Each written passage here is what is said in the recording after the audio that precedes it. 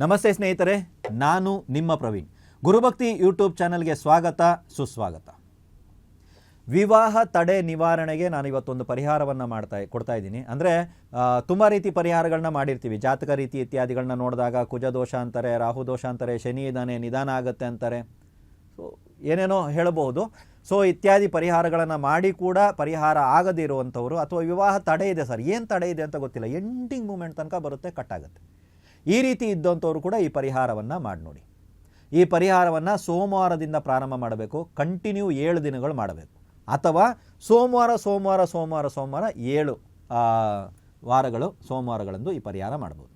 ಏನು ಮಾಡಬೇಕಂದ್ರೆ, ಅಕ್ಕಿಯಿಂದ ಉಂಡೆಯನ್ನು ತಯಾರಿಸ್ಬೇಕು. ನೀವು ಅಕ್ಕಿ ತಗೊಳ್ಳಿ, ಅಕ್ಕಿಗೆ ಜೇನುತುಪ್ಪವನ್ನು ಬೆರೆಸಿ ಉಂಡೆ ಮಾಡ್ಕೊಳ್ಳಿ. ಅದು ಚಿಕ್ಕ ಉಂಡೆನೋ ದೊಡ್ಡ ಉಂಡೆನೋ ನಿಮ್ಮ ಇಷ್ಟ. 7 ಉಂಡೆಗಳೇ ಬೇಕು. 7 ವಾರಗಳು ಅಥವಾ 7 ದಿನಗಳು 7 ಉಂಡೆಗಳೇ ಬೇಕು. ಈ ರೀತಿ ಉಂಡೆಗಳನ್ನು ನೀವು ತಯಾರು ಮಾಡ್ಕೊಳ್ಳಿ. 7 ಉಂಡೆ ತಯಾರು ಮಾಡಿಕೊಂಡು ಇದನ್ನು ತಗೊಂಡು ಹೋಗಿ ಹತ್ತಿರದಲ್ಲಿರುವಂಥ ಅರಳಿ ಮರದ ಬುಡದಲ್ಲಿ ಇಟ್ಬಿಟ್ಟು ಬನ್ನಿ.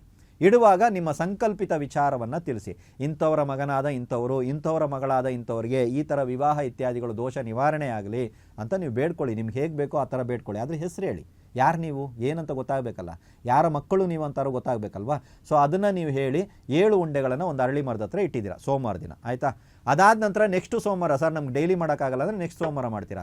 ನೆಕ್ಸ್ಟ್ ಸೋಮವಾರ ಇದೇ ಅರಳಿ ಮರದ ಕೆಳಗಡೆ ಇಡೋಂಗಿಲ್ಲ, ಬೇರೆ ವಿಭಿನ್ನವಾಗಿರುವಂಥ ಇನ್ನೊಂದು ಅರಳಿ ಮರದ ಬುಡದಲ್ಲಿ ತಗೊಂಡೋಗಿ 7 ಉಂಡೆಗಳನ್ನ ನೀವು ಇಡಬೇಕು. ಈ ಥರ 7 ಸೋಮವಾರ 7 ಬೇರೆ ಬೇರೆ ರೀತಿಯಾದಂಥ ಅರಳಿ ವೃಕ್ಷದ ಕೆಳಗಡೆ ಈ 7 ಉಂಡೆಗಳನ್ನು ಇಡ್ತಾ ಬನ್ನಿ. ನಿಮಗಿರುವಂಥ ವಿವಾಹ ತಡೆ ಪರಿಪೂರ್ಣವಾಗಿ ನಿವಾರಣೆ ಆಗುತ್ತೆ. ಎಲ್ರಿಗೂ ಒಳ್ಳೆಯದಾಗಲಿ.